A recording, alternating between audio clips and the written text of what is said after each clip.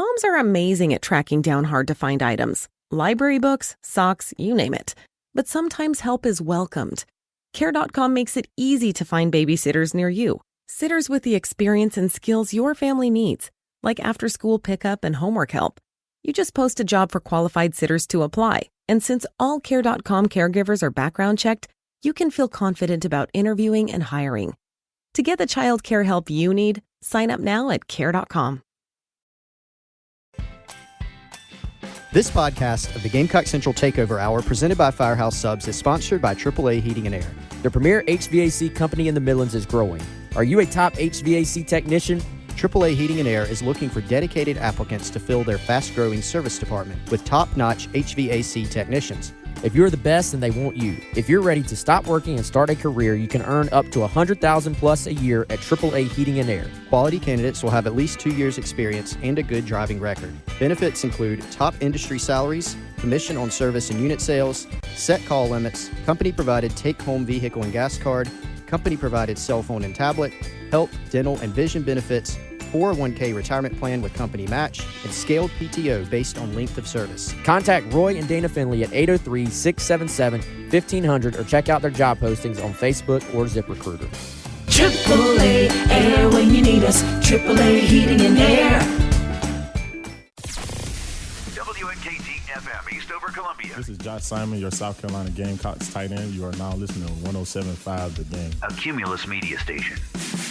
It's the Gamecock Central Takeover Hour, presented by Firehouse Subs, founded by firemen. With Chris Clark. The 2007 South Carolina class was, at that time, 6th in the country and 4th in the SEC, which is amazing. Wes Mitchell. You know, I think if you're South Carolina, you're aiming to at least be at 50%. Then in theory, you're adding talent, you're getting better, you're putting yourself in a position to compete. And Tyler Head. It's been a great week for South Carolina. On the recruiting front, still certainly plenty to talk about.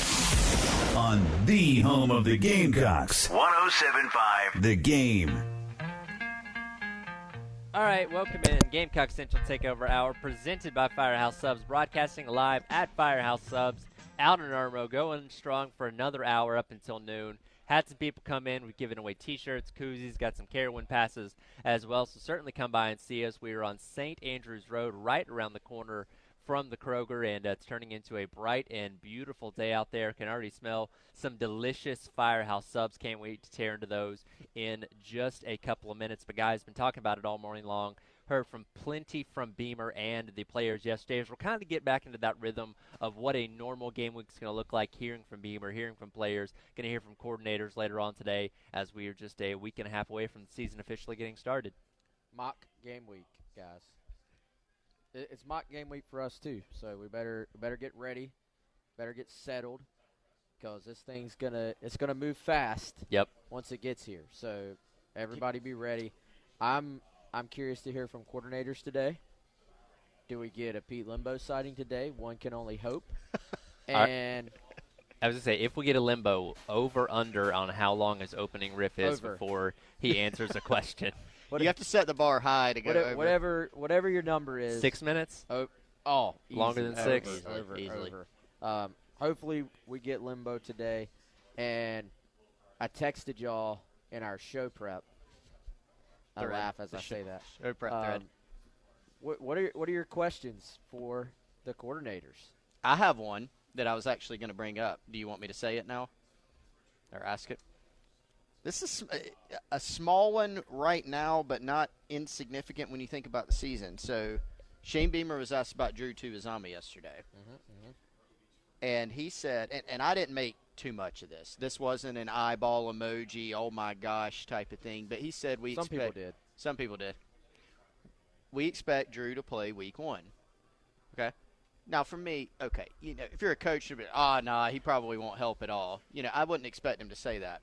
But it did get me thinking, let's unpack that a little bit. What should the expectations be? And so I would like, Clayton White, it figures, maybe asked about Drew Tuivasa this week. How much can he help? Now, what we know that Drew has to go through the acclimatization period for the NCAA. Ding. Nailed it. We don't have the soundboard. I can't hit the sounder, it's all but good. Yeah. So he's got to go through that. Once he gets into full pads, now you are basically in North Carolina game prep. You're not in learn the defense mode. You're not in get actually used to this team and this defense. So now you're into game prep. He got here a little later. It gives you a little disadvantage. Now, Drew's been around college ball. He's played at junior college. He's played at 2 different actual colleges, at Syracuse and UAB. He's a big guy. I've gotten some texts, Wes, you probably have too, from some people that have actually seen him when he got on campus. Like, man, this is a big dude. He's big. Right, so it would not surprise me if he's out there week 1. I think I foresee the role growing as the year goes on.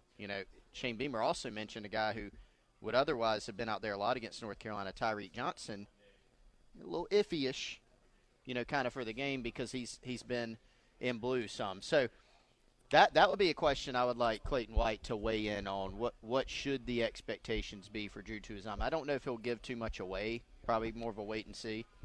I'd be interested to know, and if we hear from Ontario Hardesty later today, and Beamer mentioned it in the cut we played a little bit earlier about position battles, and of course we know DeCarrion Joyner going to be that number 1 as far as running back goes, but as Beamer said, still trying to figure out who's second, who's third, and who's fourth. Now we expect all those guys in the running back room to get some form of carries, some form of production this season, but what exactly does that look like? And obviously being a week and a half out from the season, where do they maybe stand right now as far as that lineup goes?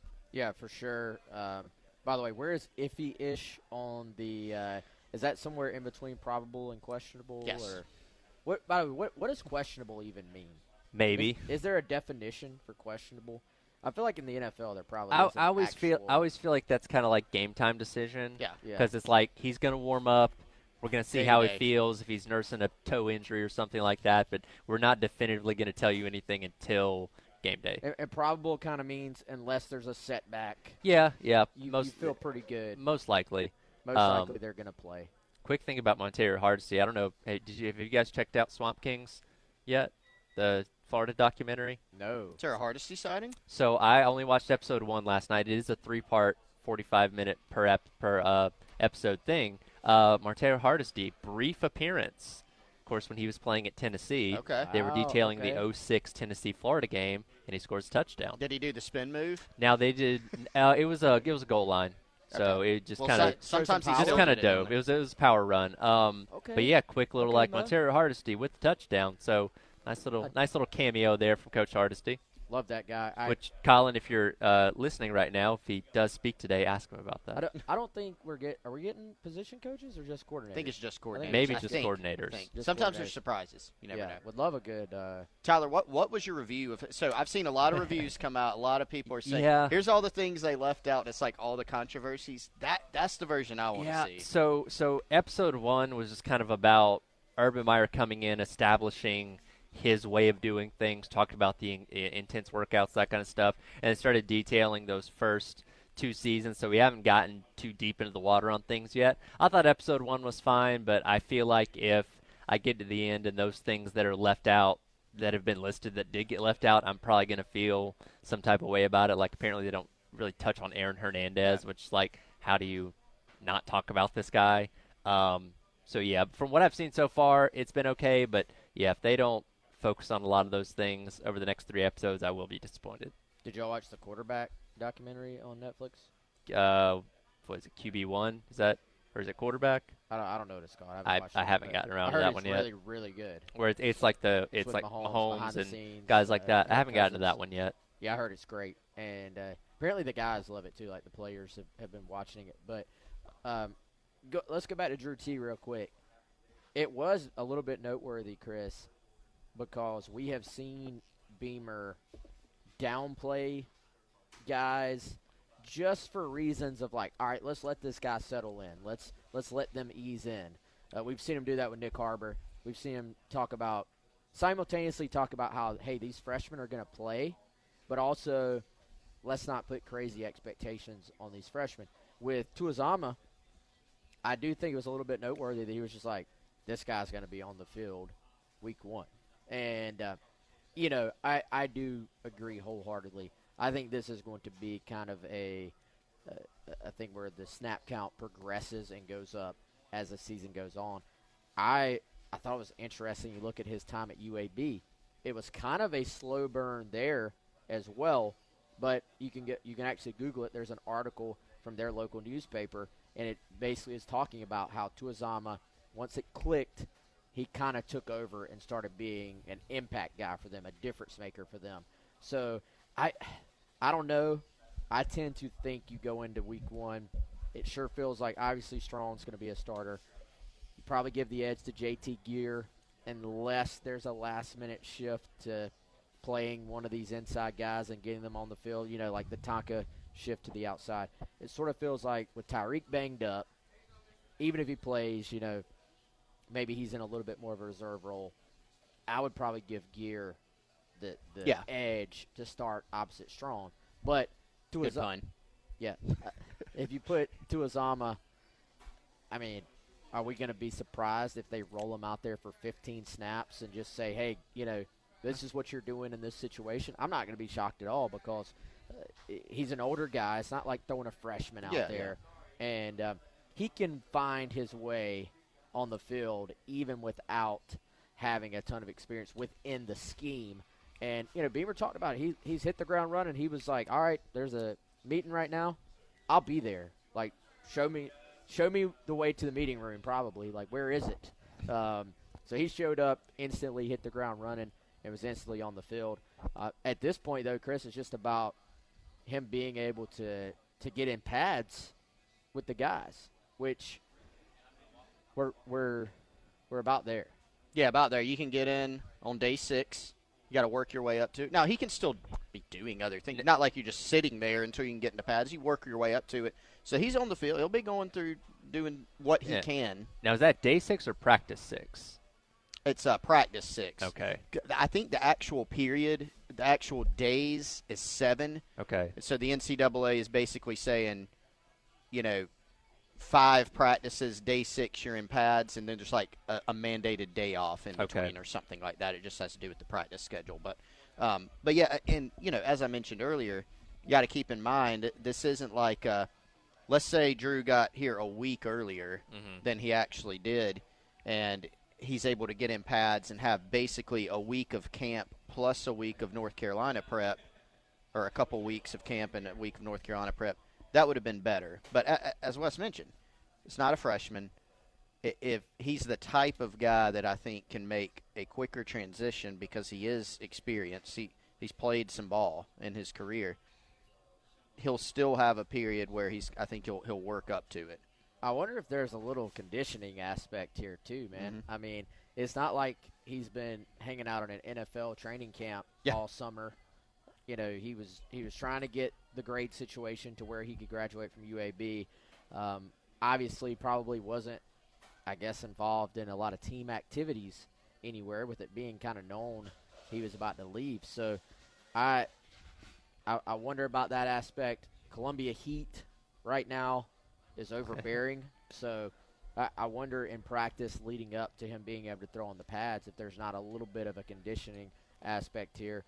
And that may be a factor game 1 as well. I mean, again, that was one of Muschamp's football truisms, is that once you exhaust a pass rusher, they're kind of almost done for a game. So I think that's probably a little bit of an aspect that is under talked about here as well.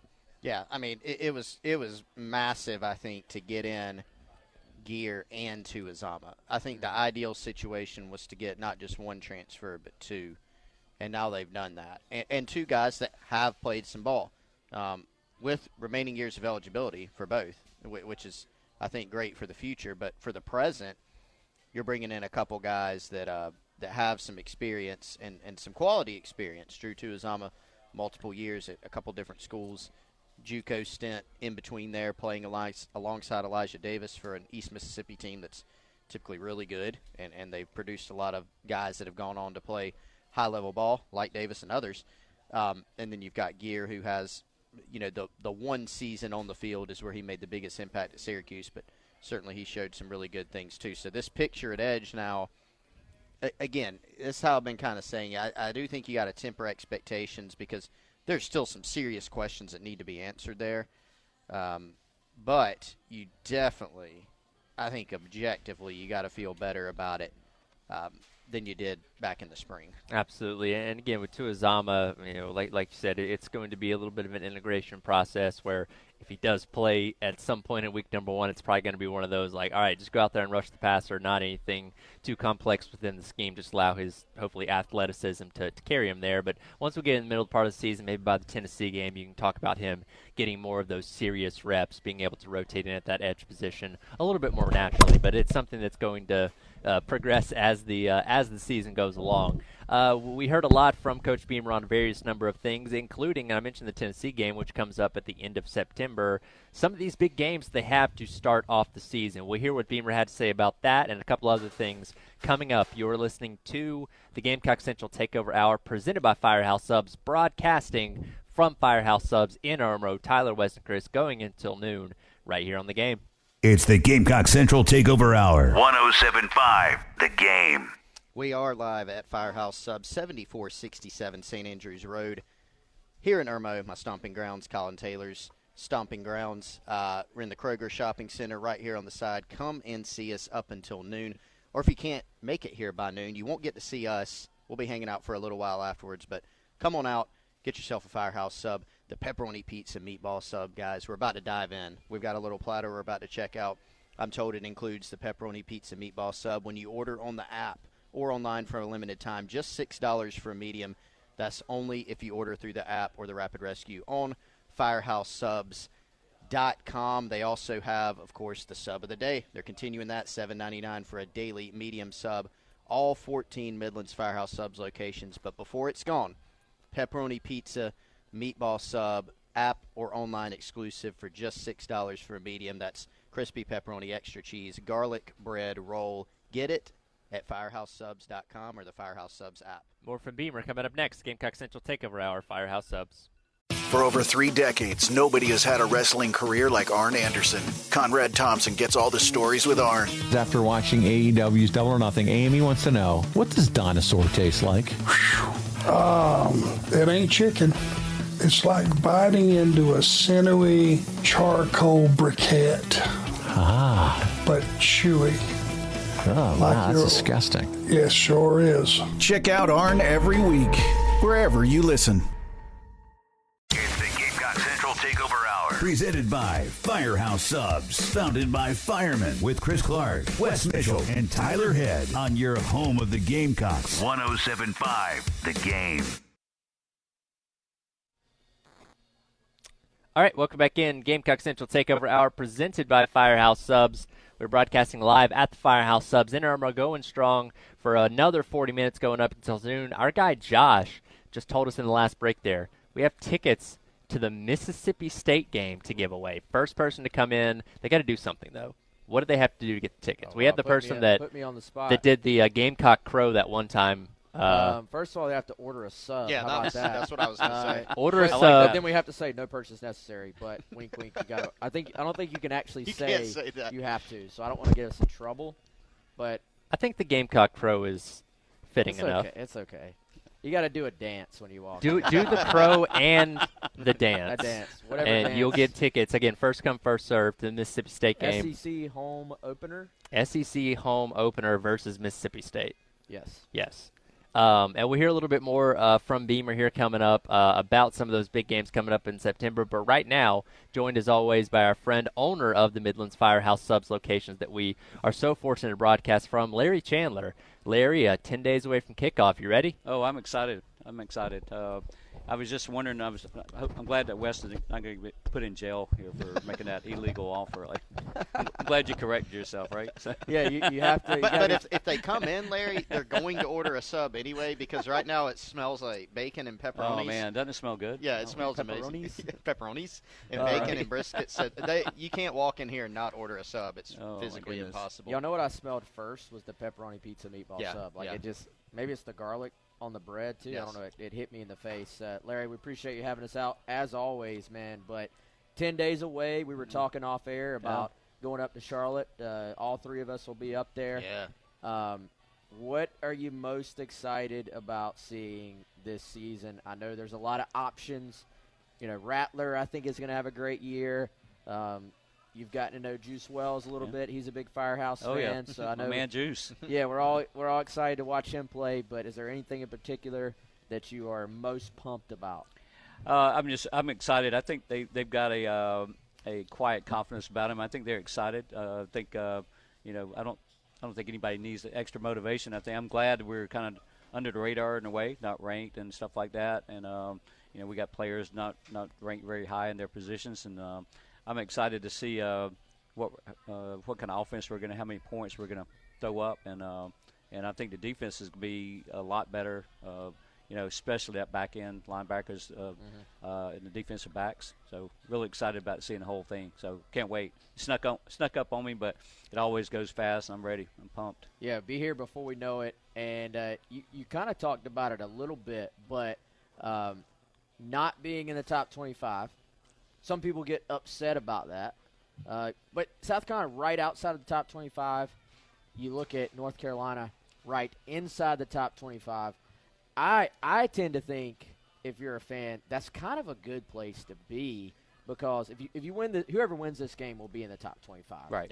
North Carolina's already in there. Yep. They're obviously not going to drop out. If South Carolina wins, I think they will almost maybe even replace North Carolina sort of in that top 20 range. How did you feel when you saw a lot of these first polls come out and you saw Carolina's right on the edge, but in most of the polls right outside of the 25? Yeah, I'm glad we're not. I'm not a big preseason poll guy. I kind of wish they wait till 4 weeks in and do a poll. I know it's trying to get people excited and all that, the predictions and all that. But ideally, you find out more about teams after they get into the season. But it's for the hype of it. But I'd rather not be, because we all know we've been ranked and things haven't turned out well for us. But I think you got to. Every season is a different season. So, but I'm not slighted by it as a fan. I'm fine with it. So. Big weekend for you too, Larry, because I hope you don't mind me giving this away. It's going to be your birthday, the Friday before the North Carolina game as well. Okay. Definitely. I've already talked to Coach Beamer. He guaranteed to win. How nice of him. Okay. I'm probably really going to get in trouble for that. Sorry, Coach, if you hear this. I hope you don't hear it now. No. He's a regular listener, I'm sure. Yeah, we've done well on my birthday weekend. We haven't lost very few times we ever lost. Actually, I'd say that last time we were up there, we played North Carolina up there, and it was my birthday weekend, and we actually lost. So we're going to turn it around and keep that streak going this coming Labor Day weekend. That'll probably be a key part of the pregame speech. Is if I'm guys, sure. we don't win for Larry. Win for Larry. I'm sure Juice will say that to everybody. Juice has got my back. He's got that on his mind. So, all right, what's your strat? So another part, you mentioned some of the things you're excited about. There are a lot of new faces for this team too. So look at some of the freshmen, and it got the guys that Spencer, Juice, etc. But you also have some newness to this team. So we're going to see even a guy that's not new to Carry-On Joyner be carrying the ball as a running back for the first time. But then, you've got Nicholas Harbor, you got some transfers. Do you have a good handle on when you're out there, hey, there's numbers such and such? Do you have them all memorized, or are you going to be consulting your Gamecock Central roster? I got the two freshmen I want to see. I'm excited to see Nick Harbor, number 8, correct? There you catch his first blow by somebody and catch it for he's hard to a miss, long too, touchdown. in fairness. 100%. And then Pup Howard, I'm excited just for his enthusiasm. I think he's a great player. Can't wait to see him out there. And so, there's so many new players, and so excited to see what they're going to contribute. And I'm sure they'll be excited. So. What are the expectations for the season, Larry? I tell you last time, I can't see us losing a game. So that's me every season, though. Well, for the most part, but. I think we got a chance. We can't get hurt like we were talking about, a lot of injuries, and you just never know. But I'm excited about it. I think we got a great team, and I think, like I said, they got a good, quiet confidence about them. I think they're ready to roll and prove themselves. So. And really some good kids too. You've been around them, Larry. Y'all served for our kickoff party as well. We had a bunch of the guys out there just being around them, watching them interact with the fans. Yeah. I hope that the fans get I hope they realize that you really do have a lot of good, hardworking kids among this bunch. And I heard they had a great scrimmage, so we're going to take credit that they got fed by Firehouse. Yeah. and then rolled out there. Yeah. Had a great sermon. And on Saturday, Larry, so y'all had some food in the VIP tent. We appreciate you again, by the way. We also had some food in the steel shed at Steel Hands for players and the fans that were back there milling around. And first up in the line for the players was Juice Wells. He was the first player to roll over and get himself a platter of Firehouse Subs. So I love it. I'm going to have to text him after this and say thank you. But, I really do think it's overlooked a lot of times how hard they work and how really great they are in the community and the things they do, and just a great representative of our university. So it's amazing. Also want to thank you for saving my life because I was running around. Putting out fires all afternoon, and I was like, I forgot to eat. I need food. So that the Firehouse Subs is always good, but at that moment it was a lifesaver. Especially on a hot day like Saturday was. Yeah, that was very hot. You got to eat.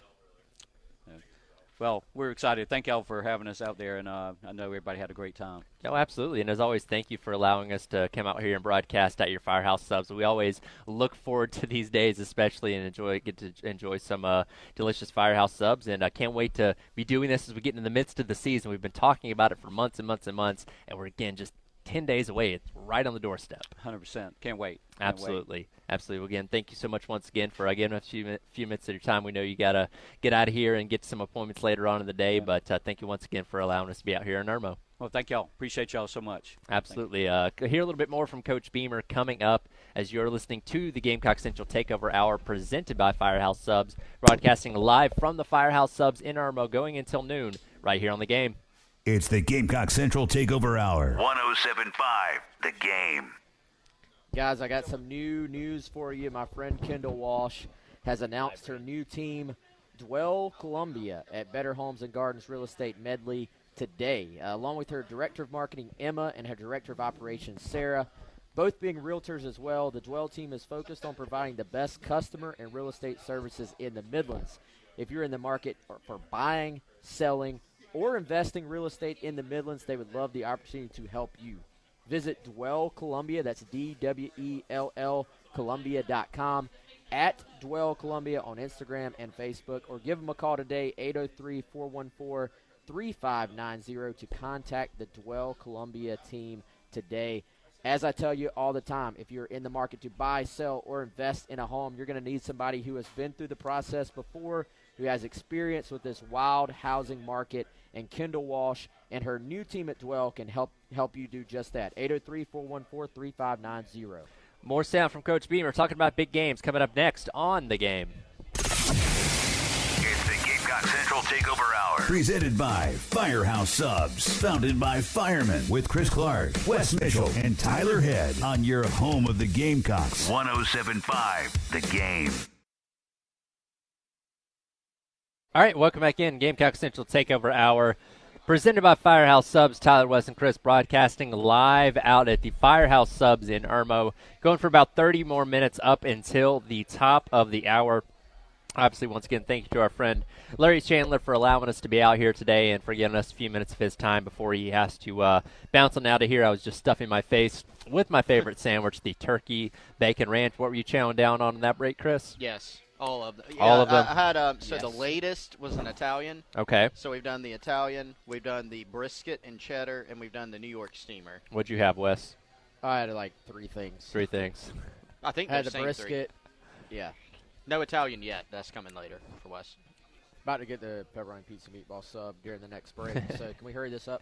Yeah, we'll go as fast as we can. But we did hear a lot from Coach Beamer yesterday. We've been talking a lot about what this beginning of the season looks like, of course, with North Carolina to start things off in week number 1, Mississippi State, Tennessee, Georgia, all happening within that first month. Here's what Beamer had to say about having big games start out the season. Honest to God, like not once have we talked about here's who we play in September, here's who we got in October. We better make things really physical because of who we're playing. Not one time. I would tell you if we did. Y'all know me, I'm honest, but we haven't. It's how we do things around here. It's how we practice. It's how we train in the summertime. And, always have been that way. I think this summer was certainly a little bit gnarlier than maybe other summers, and we've had a physical preseason camp, but I feel like we have the last 2 years as well. And you always look back. I mean, I'm a note taker and always looking back at previous years and already thinking about preseason camp 2024, how we would maybe tweak some things and do some things different based on what we just went through in August of 2023. So you're always looking to evolve and be better the next year and things like that as well. But how we set up stuff and design stuff had nothing to do with, how the schedule's starting. It's just how we do things, what we felt like this team needed more than any. And as Coach mentioned there, it may not necessarily be something that they focus on, hey, we've got huge games coming up in September. It doesn't change their preparation necessarily. From our standpoint, the first month of the season is going to tell us so much about this team. The fact that you're playing a Power 5 opponent in week number 1, that you're playing the best team in the country in Georgia in week number 3, that you're going on the road to Neyland Stadium in week number 5, and sandwiched between that, your home opener in the SEC against Mississippi State. We're going to learn so much about this team in that first month of the season to really tell us how the rest of the year is going to go. I think it's interesting. Beamer said, hey, look, we don't really talk about the opponent making things more important than maybe say last year or even the year before. But you got to think there is a sense of there being a little more ability to create a sense of urgency with your guys. Maybe there's a little bit more just of an edge of, hey, we got to be ready. And if we're not, we're going to get embarrassed. So I think that can go a long way for your guys in preseason camp. I've always heard of coaches feeling like they get a little bit more juice out of their guys. Don't get me wrong. You're going to be excited. You're going to be pumped up. The guys are going to be ready for ball, no matter who you're playing first. But you're playing in an NFL stadium. You're playing in Charlotte. You're playing against an ACC opponent, a team you just played a couple of years ago, a team that's a little bit higher ranked than you. They got a stud quarterback, too. I mean, there's a lot of reasons to have a little bit extra focus, a little bit better attention to detail leading into this game. I certainly appreciate Beamer's answer, and I believe him that maybe they haven't mentioned it necessarily, but I do think it helps you in your preparation to be playing a top opponent. You don't have any time to work the kinks out in the middle of a game this time. If you're doing that, you lose. There's no room. There's not nearly as much room for error. And you look at the last 2 seasons, South Carolina still played an extremely difficult schedule, as they always do. But now you're swapping out Georgia State for UNC. You're swapping out Eastern Illinois for North Carolina. And so, like, you look at those 2 games, South Carolina, I mean, they didn't play phenomenal against Eastern Illinois. They still destroyed them because that was not a good team at all. They didn't play very well against Georgia State. Now, it's different years, different teams, but it does go to show you if you're not sharp against North Carolina, you've got an L on the board. And same thing for UNC. Like you touched on, Wes, these 2 teams are pretty similar in terms of the preseason thoughts. Both really good quarterback, both new offenses, both defenses looking to take a big step forward. There are some similarities in these teams, and we expect that this is going to be a battle, right? So no time to get it worked out. You got to be ready, and really you got to be ready this entire month because you've got a few SEC games, or a couple SEC games looped in there as well. What is the best case scenario for South Carolina as far as outcome in week 1? A thorough win. Best case scenario would be a stomping of a win. No?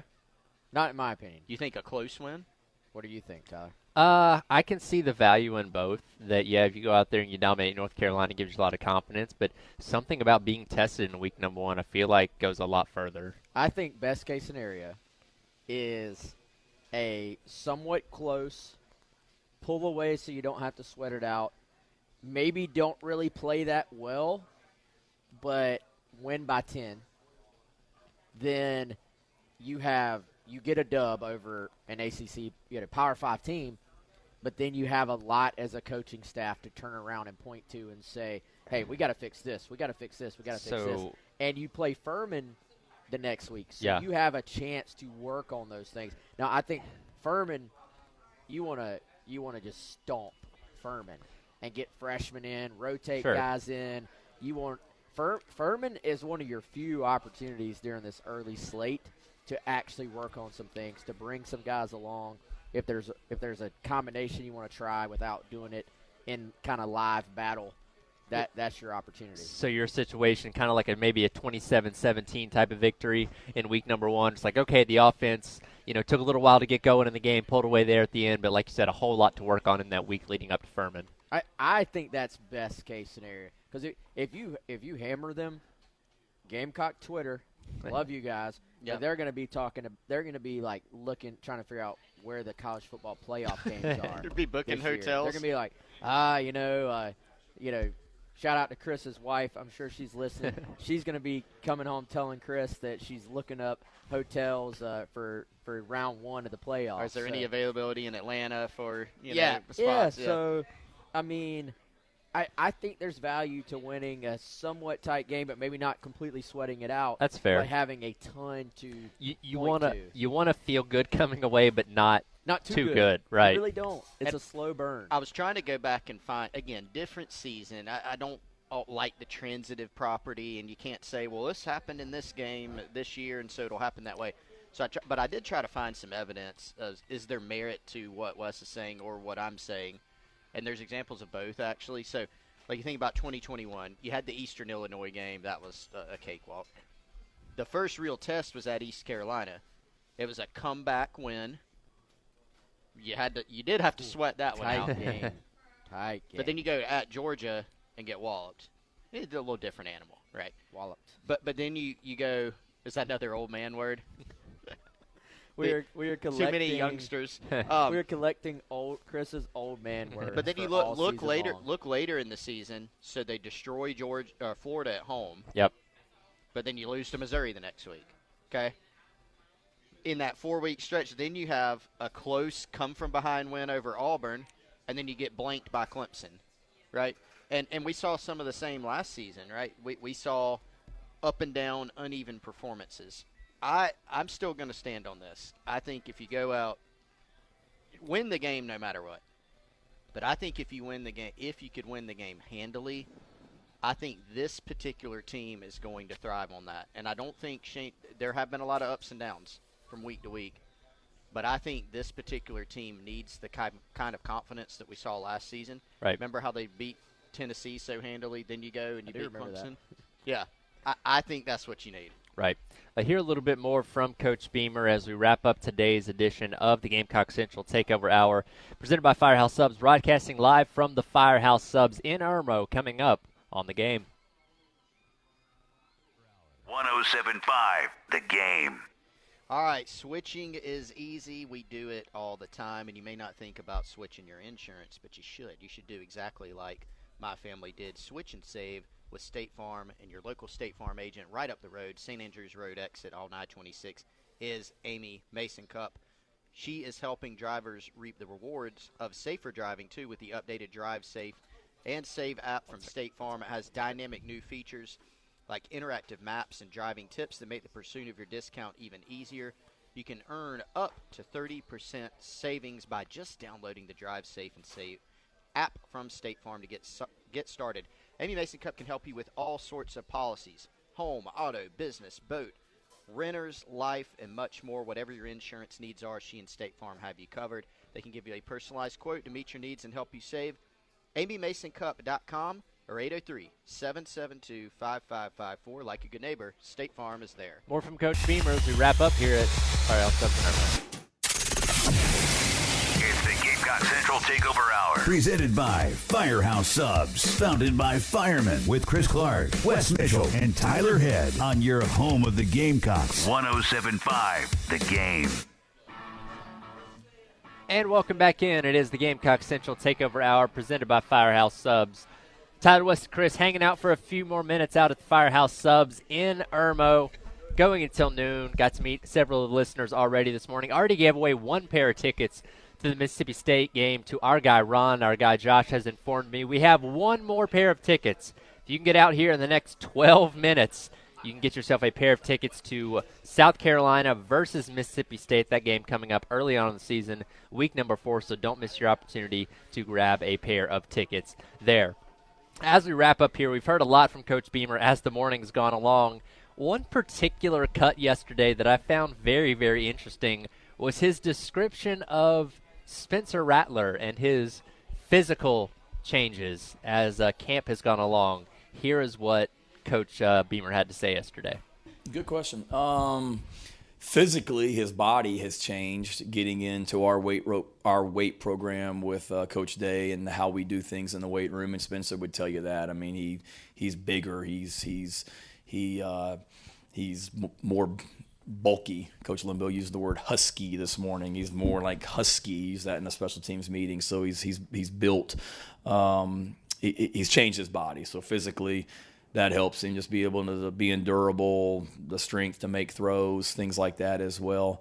And then obviously when I was first around him, I was around him 1 year where he was a backup to Jalen Hurts and only played in 3 games, I think, that season.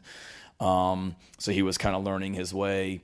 And then the next year, next year he was the starting quarterback, but he's still a redshirt freshman with a bunch of older guys around him as well. So that's probably the biggest thing I see is just his confidence and how he's changed his body. And then to go back to what David asked too, I think he's having a lot of fun. Not that he wasn't at Oklahoma, but he's having a lot of fun out there. I mean, he came to me last week and just talked about this preseason camp and how he and some of the guys were talking that, yeah, it's really hard, but it's been efficient. They love the schedule. They're happy. They love coming over here each day. And that mindset that he has, it shows with the way he's playing. Okay, so we all saw Spencer Rattler on Saturday night at the Gamecock Central preseason kickoff party. Mm-hmm. I don't know if I would describe him as husky. That's an interesting choice of word. There's a connotation there. There is. He is more muscular. Filled out. Sure. Yeah. But I think husky, I think like lineman, like big boy, and I don't think Spencer Rattler falls into that category. Debo Williams actually told me the other day on the Garnet Trust Hour that Spencer had lost a bunch of weight. So it was interesting. That first part, by the way, of that clip sounded like if Beamer was describing me. If you took the weight room part out, his body has changed. Chris has gotten a little husky. He's a little husky. I'm going to start using that.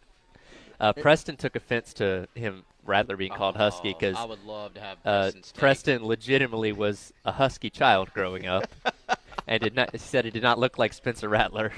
Self-proclaimed husky? Self-proclaimed husky boy. All right. So yeah, husky, isn't husky a style of shirt? Like, that's like... That is like 14H, as somebody described that this morning, like 14 husky. Yeah. It's on the bigger side. Yeah. All right. I think they're messing with Spencer, honestly. Spencer's not husky. Or maybe, Limbo's a New Yorker. Maybe it has That's just what they say up there. It's a different part of... And he has his nicknames for everybody. Yeah. So he might have been going through that. Spence, if you're listening, you're not husky. It could be a movie reference from the 1980s, and Probably. it's just going over our head. Yeah, it's zooming way right over our head. Yeah, I mean, but now Spencer's body has changed, though. Like you look back at Oklahoma, I think from, say, 2020 to 2021, he was bigger at South Carolina. Oh, he's definitely filled out. And then he had made an effort, actually, to put some weight on. I think he's actually maybe gone down from that level a little bit, but still a little bit more filled out. So, y'all know who else has put on some weight? By the way, I promise I would sneak in a shout-out to my friends at the Augusta Gamecock Club. Yeah. Curly. They invited me, I think, only because Kendall Smith was unavailable. But, so... Nothing wrong with being the backup. Yeah, so... No, I go there every year. Love those guys. They were playing the South Carolina-Georgia game, because obviously it's in Augusta, from... the one South Carolina won. 2019. With Muschamp. Tyler knows. Yeah. And I remember. So they're playing it in the background, and obviously what happened, South Carolina got down to their third quarterback. Carry-on is out there. Yeah. Dude, he was way tinier yes. than he is right now. So you want to talk about a transformation. I wouldn't call DK husky either. Muscular is what I would go for. He's filled out. Yeah, in a good way. Yeah. He's about 230 pounds, but, man, I knew that. My brain knew that. But just watching him play in that game as a young guy, as a youngster, as Chris might say, was completely – it just sort of just grabbed my attention. seeing him now, at the party on Saturday. 2019, he was only in year 7 of his 12 years here at South Carolina. Well, I just went back and looked because I couldn't remember what he was listed at. He was listed at 205 on the 2019 roster. So that means really it's 25 pounds difference, but it's a bigger difference than that, if it makes sense. Well, 25 is a lot. That's a lot of muscle. But that 205 and it's a lot of may muscle. have been generous. Soaking wet? At the time, honestly. Maybe more like 198, 199 on a good day. Yeah, I mean, DeCarrion said recently that he was 190 his senior year of high school, but I would say he didn't even look that 190. I mean, he looked even a little bit lighter than that, and so – yeah, I haven't seen, by the way, guys, I have not seen that DeCarrion is too small to play running back anymore. Like, I don't think I've seen that lately. That trend has disappeared. It has disappeared. I think we've successfully stamped that one out. But, yeah, huge transformation. He looks 230. I'll tell you another one that's big. We could probably go through these with a lot of guys. Des Umeozulu.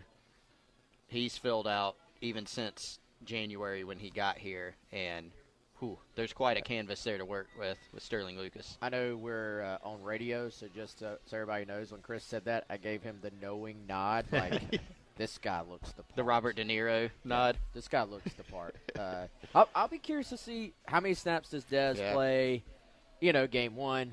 How much do we see that grow as the season progresses? He looks the way an SEC freshman defensive end type is supposed to look. I'll put it like that. And we've talked about it all off season long. He's going to get some looks in that rotation. How much we don't know, but on size alone, he's exactly what you want in somebody at that position. Just like you drew it up. And so, we were talking about it earlier, when you look at the picture from the spring to now the picture here as they get ready to 10 days out from the North Carolina game, you've now added some size and you've added some experience, and you feel better overall about that edge room because you've got a healthy, strong back. Dez has been what you thought he would be. You've added a couple transfers. A couple of the other guys have gotten better. Brian Thomas Jr. played at 217 last year or so, 215, 220, and now he's pushing 240, 235, 240. Again, not an every down guy, but somebody who can help you out on third downs, and from what I understand, the staff thinks he's going to be an important part of that. Absolutely. Well, that'll do it for today's edition of the Gamecock Central Takeover Hour, presented by Firehouse Subs. Been broadcasting live at the Firehouse Subs out in Irmo. Thank you once again to our guy Larry Chandler for allowing us to be out there. Thank you to Ed back in the Herndon Chevrolet Studios, Josh, Kendra, everybody that was able to come out, meet us, got some tickets, gave away some T-shirts, some koozies, the whole 9 yards. We certainly enjoy getting the opportunity to come out and do these live shows. Halftime show with Jay and Terry coming up next on The Game.